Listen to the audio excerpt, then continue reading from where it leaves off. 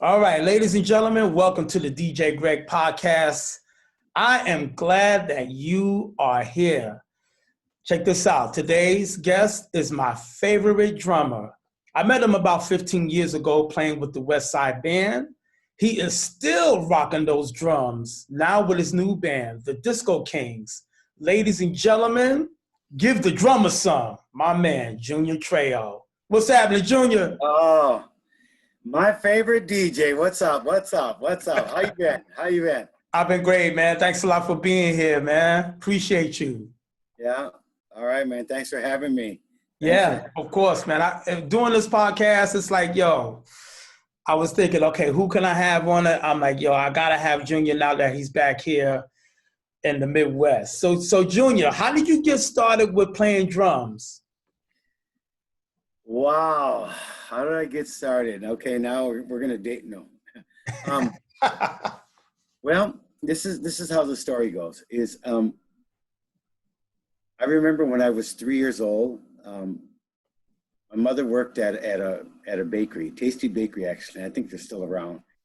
And during Christmas time, you know how they used to make those fruit cakes, and they had the metal cans, right? Yeah. She'd bring those cans home, and I had bowling pins, so I used to start banging on those and stuff. And I mean, of course, 3 years old, you're not really doing anything to a point, but making noise. And so I banged on those for a while, and sometimes she'd bring bigger ones and smaller ones. And then I used to watch TV, and I noticed that the drummers had a big one on the floor. So I said, well, I gotta get something that resembles a bass drum. So I got a big cardboard box, and then I put the cans on top of there and pounded away at that and kicked you know. But so they brought me a snare drum, probably when Christmas, and I was going to be 4, and I still remember what it looked like too. It was kind of the brown with the white rims on it, had the real skins on it. But played that for a minute, and when I was 5, my mother and father decided to get me we went to the pawn shop. I remember my dad would go here and we'd find a piece here and find a piece there. And of course, 5 years old, who wants to invest in something that you don't even know if your kid's going to stay in it? The only thing is, all my uncles played for the most part. And so they were musicians. And so being 5 years old, I said, well, I'm going to give it a shot. And so they got me put together a drum set, played that for a minute, and kept playing.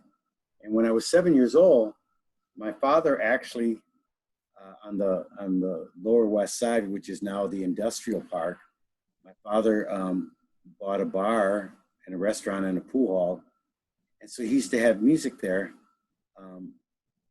And like on a Wednesday night, it would be like R&B night. So, being in the West Side, so there used to be this band that used to come over from Selby Dale, and I still remember the guy's name. His name was Buzzy. I can't remember his last name, but great guitar player, just a blues, soul stuff used to come in on the Wednesday nights. And they had a drummer called Peaches, and I used to watch him play, Okay. and learn some things. He'd tell me some things and everything and stuff like that. So, kind of mix that. And then, of course, all my uncles played a lot of Tejano music. So as I was 7 years old, being in the bar, I used to play weekends with my uncles at the bar. And the thing they used to crack up at, though, sometimes I'd be playing on a Friday night, and at about 12 o'clock, I mean, I'm 7 years old, I'd be tired as heck. And my dad always had a little bed underneath the bar. And so a lot of times the guys in the band would be 12 o'clock doing the last set from 12 to 1. They'd turn around, there'd be no drummer. And what happened with Junior? Oh, he got tired, he went to sleep, so they have to play the last set without me. But so that was pretty funny. But anyways, yeah, I had that drum set and played that for a while, and ended up, my father closed the bar and opened up a restaurant. And then everybody moved up on the hill, which is now the West Side, as we know of it now to this day. And kept playing, and all through grade school, I started a band. I had a cousin that was just really, really talented, played bass, guitar, he sang. And I mean, we were kids. I think back, being that young, and 3rd, 4th grade, we had a band called Us Four. it's kind of like the knockoff, Mexicans of the Beatles, Mexican Beatle band, four of us. But we were called the S4, and we actually had that band, all the way from like third grade, I suppose, through like around about eighth grade, and then right around that time, I decided to go make the band bigger and put horns in, and my cousin, I had a couple of cousins that played saxophone in the band, and my cousin that I was talking about, he still played bass for us, and he sang. He was the lead singer. And so I started the band. It was called Saxons, Saxon apostrophe S, Saxon Soul. And I had that band, all the way through high school. We were kind of like the favorite band because I went to a Catholic school, and so we used to play a lot of the Catholic high schools, because people knew about the band being from the other, high school, or Catholic high school. And we used to go play different high schools and different functions, and kept that band going till actually out of high school. And then right as I got out, I ended up getting a chance to play with a band that was pretty famous at the time called Danny's Reasons. Became the drummer in that band, and just my career kind of. I knew I wasn't going to go to college, so I knew I was going to be a musician my whole life. So dedicated my whole. In fact, my last year of high school, we were playing a lot. That I took general math and I barely passed. I was always so tired. Put my head on my desk, and oh man, I was beat. So yeah, I knew that music was going to be my life and my journey. So invested just about everything I had from whatever into it, and played with Danny's Reasons for a while after high school. There played with a couple other bands, and had another band that we played in about 78, called James Wells Gypsy Band, that we got a record deal with RCA, and did some front act work for Steely Dan and Dr. Hook. And yeah, so, at an early age, it was kind of getting a taste of what, if you were to make it, what life could be, watching the big people. In fact, I think the Steely Dan thing was probably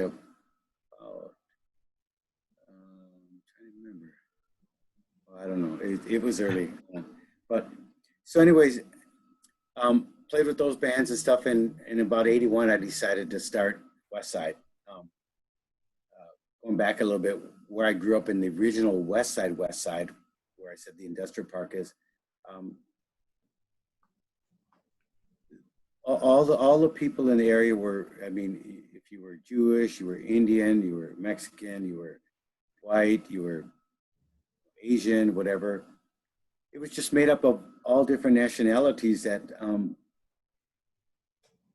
I thought one day, which when I started Westside, I would start a band that was multicultural, of just different ethnic groups and stuff, because that's where I grew up. And not to get on, I don't want to political thing, but I just remember going to high school and not realizing that people were prejudiced. I mean, we could get on that, but I don't want to make an issue about it. Mm-hmm.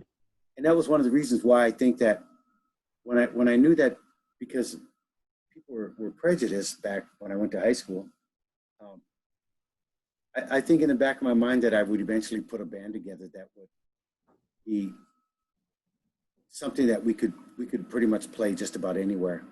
And so when I put Westside together, that's kind of what that band was. That band really, of course, there was the early days of Prince from the late 70s there, but, and they played a lot of the Minneapolis musicians back then with Prince and company, played a lot of the, as they used to call it, the Chitlin circuit and stuff. So they really didn't venture out to a lot of the suburbs or a lot of the, North Dakota, South Dakota, Wisconsin. And that was one of the things that I think that a lot of people didn't realize about Westside, is that we definitely crossed a lot of barriers with people of color. We were accepted, and it was the way I think that we we brought it to people. And I don't know that we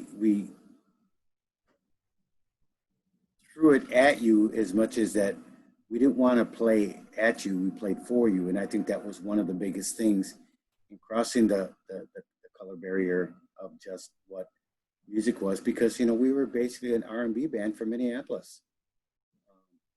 And of course, once we did Star Search,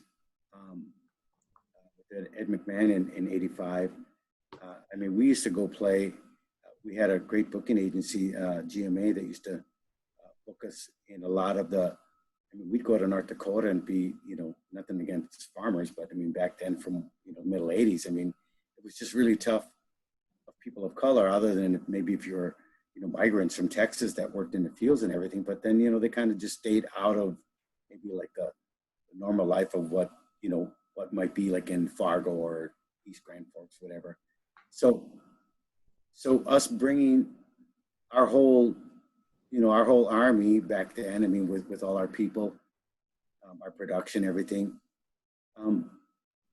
we just found a way to really just survive the business, because it was about the way that I think that we respected people and people respected us. So being that we survived that, we are one of the few R&B bands that was crossing those borders back then. And like I said, even with the Prince people and stuff, they pretty much stayed in Minneapolis. But we were going into Wisconsin, South Dakota, Iowa, you know, just basically all over. And I have to give kudos to all the guys in the early Westside that, I mean, they really stepped up to the plate, and we just really put on a good show that people just liked. So it wasn't about people didn't like the color. They just said, man, those guys are an awesome show. You got to see them. And I think that when you have respect for people and people respect you and you're able to do a good job, I think people just don't say, well, you know, that Mexican guy over there. They just say that drummer over there, you know, rather than saying that Mexican drummer, you know. And so I think it's all, you know, a little bit is all in the way that we deliver ourselves, you know, to get people to accept and like or whatever. But so yeah, Westside, you know, was my baby, and we recorded a lot of songs, had a lot of fun. I mean, we just, yeah, it really was a journey that was, you know, had a lot of great people come through the band that went on to play with a lot of big famous people. And that was kind of the thing I think for me is bringing people in, because I knew nothing, you know, for the most part, within reason was forever. So as people came in and people had to leave, it was okay, because we enjoyed the time that we were together, and hopefully that they learned something and we learned something. I got to go back, and right before the Starsuits thing, this was kind of a great story, is and didn't find us out till probably a year after we were on Starsuits, but we had gotten a call. It was I remember a Saturday morning, but we got a call on a Friday that the Starsearch people were auditioning 800 acts in Minneapolis that weekend. And so our agent called and said, hey man, you guys want to audition for Starsearch, but it's already tomorrow morning. This is Friday morning. And I said, oh man, we aren't really even prepared, but I said, we're going to do it anyways. So I remember we were in a parking lot playing up in Alexandria. And I remember the guys, I said, hey man, we better tighten up this song that I wrote called The Sweep. We did it with brooms and stuff. It was kind of a crazy thing. But I remember saying to him, you guys, we better practice. We better get it down right. So Tony and David Gonzalez and Greg and David Barry and Rose and my brother Ricky, and they were all out there on the pavement. In fact, a couple of them, I remember they actually wore holes in the shoes because it was so hot out that day. I said, man, if we, you know, it's not going to be easy. If we want this, we got to try to get it together. So they're practicing out there. We had to play that night. Back then we had a tour bus, but it wasn't a tour bus like people know it, but it was our raggedy Westside tour bus. You know? The Scooby-Doo bus. Yeah. And so we jumped in it that night and drove down to Minneapolis. We were on at 8 o'clock in the morning, and you only had a minute and a half to bring all your stuff in. I mean, you have to have your stuff in there, but you only had a minute and a half to play your song. So we had to condense the sweep with the dance thing into a minute and a half. So not only was everybody tired and stuff like that, I went down audition, and of course we were kind of the talk because we came in, we you know, the band looked like a band, the band acted like a band, you know, and sometimes, I mean, not to throw a monkey wrench in the spoke, but sometimes I think nowadays bands don't act like bands anymore. They act like jobbers getting together for, you know, for a barbecue, you know. And we were a band. We acted like a band. We, you know, it was everything about it. But anyways, yeah, we did that, and I think it was about a week after they said that our Starsuits accepted us, and we were like one out of 20,000 acts that auditioned that year. Ooh, wow. Across the country. So they had them just like they do with The Voice. They have them like in every city, Philadelphia, New York, you know, like that. Right. 800 just in Minneapolis, and yeah, we got picked. Wow. Cool story, yeah. Wow, that is a cool story. And you did it on fumes, you know. Oh man, I'm telling you that. But just, you know, but just determination, and you brought the direction to the band too, because I know you know, it's easy to form the pieces, but it's hard to keep those pieces together. You know, you got egos, you got, you know, guys that think they should be in a different spot, but yet you still stuck to that same core people within the band. How easy or how hard was it for that to get done? Well, you know, I'd like to make a comment on that. I think nowadays, okay, and I want to bring it to now to what then was, is you know, everybody has their way. I mean, if I said, hey, Greg, you know, which way do you want to go to Minneapolis? You might say, well, I think I might go down University, and then I might get off on Lexington and get on 94, and then I might get off on here, and then, you know, so there'd be so many ways, right, to get to Minneapolis, right? Right. Just like there's so many ways to put a band together or whatever, build a house, whatever. And the point I'm saying is that I think with bands nowadays,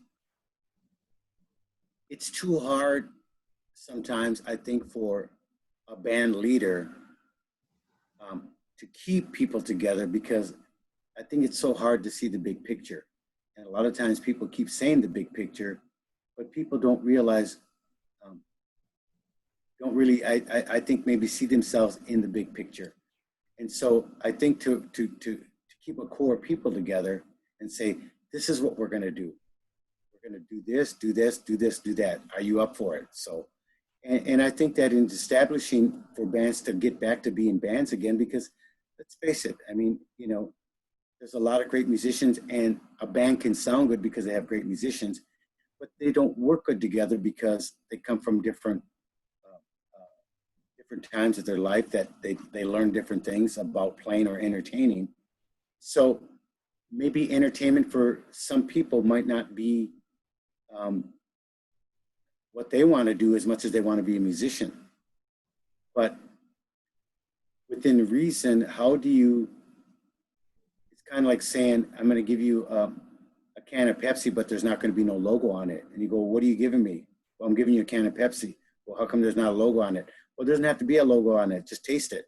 Meaning that the taste can be the musician, how good a musician is, but the packaging has to be there so people can say, I really want to see that band because they've got it together. They've got, you know, they've got a show. And it's not choreography. It's not that. And it's not anything to do with like what I've done with Westside. It doesn't have to be choreography and clothes and everything, but it has to be a concept that people go, wow, I was just blown away with just the delivery of just what the show was.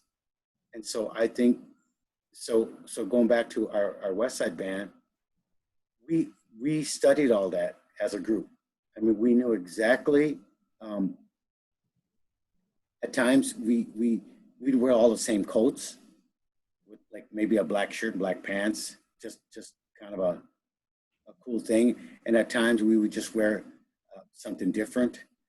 So we just picked different concepts, but it still was showy so that people knew that we just didn't look like the Joe Average that was in the crowd watching us. Right. And so, like I said, nowadays, maybe it'll come around, and I don't, it's not to my law or to my that I dictate anything, but I just think within reason, entertainment has gotten away from the word entertainment because of just where people are at, and I mean I don't fault them for that, but I think the music scene, in my opinion, has gone way down because people have just taken a different road into being a musician and within reason an entertainer. Of course, nothing's going to be like it was. I mean, even from before the days I'm talking about Westside, but when you had the Supremes, or you had Marvin Gaye, or you had the Doobie Brothers or whatever. I mean, everybody had their shtick of just what entertainment was, but there was still some kind of entertainment as opposed to just great musicians just getting together to play music. Right, because you do have to be, one cohesive unit. And well, I mean, for yourself, when you go do a show, I mean, how do you dress? I mean, do you come in with your shorts and your fishing gear because you just got off the boat and say, "Hey, I'm here to do your wedding"? I mean, you could if you wanted to, right? Would people be as acceptable? I mean, when they meet DJ Greg, I mean, everybody loves you, but how do I get past that if I look at you first and you've got your fishing gear on and go, God, he's going to do our wedding? Yeah. But once I start talking to you, I can get past that. But what about the people that don't give you a chance to get past that? See? That's kind of what I'm saying, is that you've got to present things so that people can say, I trust them. And especially nowadays with everything that's gone on, how do you say that you trust something or trust somebody? Absolutely. I'll let you in on a little secret though. All my presentation personally, that comes from my wife, because usually it's in my business, it's always the lady, the bride. So when the bride looks at you, you got to look like you're a person that can conduct that type of business. And if you don't look like the type, then most likely you won't get the light of day. So that vision actually comes from my wife, because she has and understands those eyes as a lady that's going out and making this purchase. So if it doesn't look right to her, she's not going to be bothered with it. And then most likely across some of the ladies, if it don't look right, it's not going to appeal to them either. So thank goodness for the wife. Yeah, exactly. Mine too. Hey, what about this? What about that? So anyway, right. I guess the point is that as music goes on, and I've just done this, I just needed to be, more than ever, is to find a way to be acceptable, be accepted, so that we can be, my new project, Disco Kingz, can be one of the best in the country. I mean, that's what my goal is, that it's got to be, from production down to songs to everything. It's got to look like something that you'd see in concert somewhere, so it'll be that good. So absolutely. And it's good to bring that nostalgic and those disco era back, because a lot of the music today, it comes from that. You can hear it in some of today's music, especially the dance music, with the samples that are being presented to your ears. It's like, oh, I know this song. It came from this, and then they just expanded on it. But and I told my sister this many, many years ago, that house music, all that is just disco with a heavier beat. That's all it is. That's all it is. Yeah. When you go back, I've read so much about disco. I mean, it's crazy to think that. I mean, I want to say that they actually started like in the early 60s. I mean, there was somebody in Germany or whatever, but right. There was just so many things, but they said, yeah, eventually it became, and then there was kind of Latin disco. So when you listen to Latin music, a lot of it is just really kind of that upscale disco stuff. Absolutely. It really is, So, that's how we get, the tango and, all those merengues, the salsa, the horns. And the Cupid Shuffle, no. And the Cupid Shuffle. You got to have the Cupid Shuffle, though. Okay. I mean, that's a staple right there. Hey, Junior, what does, now that you're with Disco Kingz, and by the way, whose idea was the Disco Kingz concept? Where did that come from? Well, like I said, when we were in Arizona, I wanted to do something that I thought that wasn't really out there. I mean, I know that there's a couple of disco bands in the country, whatever. But I looked at a lot of videos, did my homework, and I just saw that what I was going to be putting together was just going to be far above what they were doing. Not saying that, I'm not trying to say I'm better than them. I'm just saying is that you just have to decide at what level that you're willing to come in at and what you're willing to invest, as far as financially and time-wise and everything else. So yeah, I said, yeah, I looked around for a name and decided to spell Disco Kingz with a Z, Kingz, and just started working on the concept and started, auditioning people, and here we are today. I mean, we're, of course, we only got a chance to do 3 gigs, and of course the COVID thing came into play. But we're going to pick up our rehearsals here a little bit, starting next week, and just really see where it goes. But I don't, when will it change for everybody? I don't know. But we're just at least going to try to stay on it and at least keep the rust off. You know what I mean? Just the rust off, and just kind of keep moving forward. Right. So you still banging those Tama drums? Yeah. Actually, I have another set. Ah, I have another set, and it's so weird because this is really funny. mm, My wife and I, when we were in Arizona, we went to a Goodwill. okay. And we saw this really, really cool drum set that was kind of like a reddish orange, just beautiful color. I had never seen it, I'd be honest with you. Hmm. I decided to buy it, and never did nothing with it. So finally, when I decided to do Disco Kingz, I went out and put really good skins on them. I tuned them up really good. And so it's my $49 drum set that I'm using on the Disco Kingz. You gotta be kidding. Only $49? $49. I gotta get back into it. I wish what I brought cost $49, man. Everything seems to cost $4,900. Yeah. Well, yeah, that's just a drum. But the thing is, so I put the really good skins on them, and that really helped. And of course, it's the way that a person plays something too. I mean, Yeah. I've always said is that a person can pick up a guitar, and then another person picks it up, and why do they sound better? Same guitar, same amplifier, but it's still, it's everybody's concept of how they play their instruments. So, but yeah, that's what I'm using, and it's not even a brand name, so I don't even know the brand name. Wow. Name on it, but I don't even remember what it is. I just like the set. I like the way it sounds, and Okay. that's what I'm using. So Yeah, you just make it your own, man. that's it. No? That's it. Embrace it. Right. Call it the Junior brand. So yeah. So what's your meaning of success though? What does success look like for you? What does it look like? Wow. I think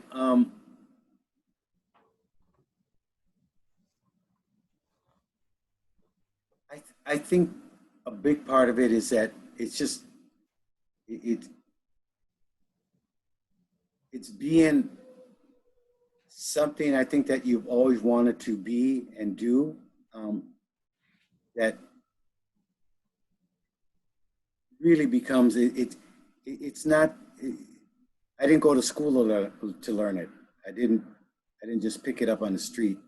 The feeling of it and stuff like that. And I think in some ways, though, that's also will probably be the death of me, But it's like I think when musicians choose that road, we do. It's kind of like being like a drug addict. I've told my wife. I said, you invest all your time, you invest all your money.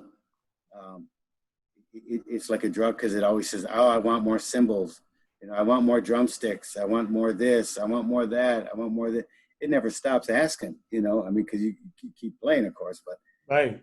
And so I think that when a person has that within their heart, as far as wanting to be successful, I mean, I've never, worked a job in my life other than I've been a musician my whole life. And one thing I want to add to a lot of my success is I never did it by myself, though.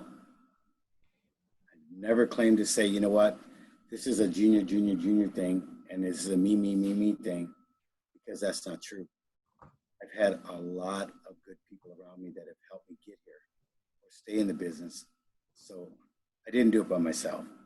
And I think that's the other thing, is that, surround yourself with good people that believe in you, that are willing to help you do the things that I think that you need to do to achieve goodness, greatness, whatever. So I was always a visionary, I tell people, big time, with a lot of projects that I was involved with. And you need that, but you also need all those people that are willing to pick you up when you fall down and say, hey man, we'll fix it tomorrow, or we'll whatever. Because, fixing it tomorrow by yourself, and you go, holy cow, last night I blew the engine on the bus and it's going to cost me $20,000 to get it fixed. And you just, I just don't even, which has happened. It's happened to us too. How do you get a big tour bus all the way back from South Carolina back to Minneapolis, without, and then spending $20,000 to get the engine fixed, it's just, so again, it's good people. It's believing in yourself. And I think covering the bases, waking up and, just saying, hey, I need a screwdriver today. Okay, screwdriver. I need this, I need that. And just staying true to who you are and what you want to do. When it going gets tough, it doesn't mean to jump off. And I guess a good example is that with Westside is that that's why I needed to take a break. I mean, I had done it for, almost closer to 40 years of one band. I was only in one band my whole 40 years, So I needed to take a break. And like I said before, and I gave the example about the cassette, I didn't want to run away from the problem or anything, or run away from what I thought. I just wanted to put life on hold and continue it. So that's believing in yourself, and not running away from the things that I think that face musicians every day. Right on. Well, I got to throw this back at you before we go. I mean, let me get my glove.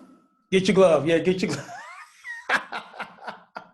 Well, it's not going to be a fastball. It's going to be, something a little bit more slower and easy to catch. But my wife and I, Mel, we're coming up on our 10-year anniversary. Uh-oh. And of course, being that we saw you so many times, I was like, I got to have them play. I got together with Mitch and he said, you should have Westside play. You see them so much. I'm like, yeah, I agree with you. I'm going to make that happen.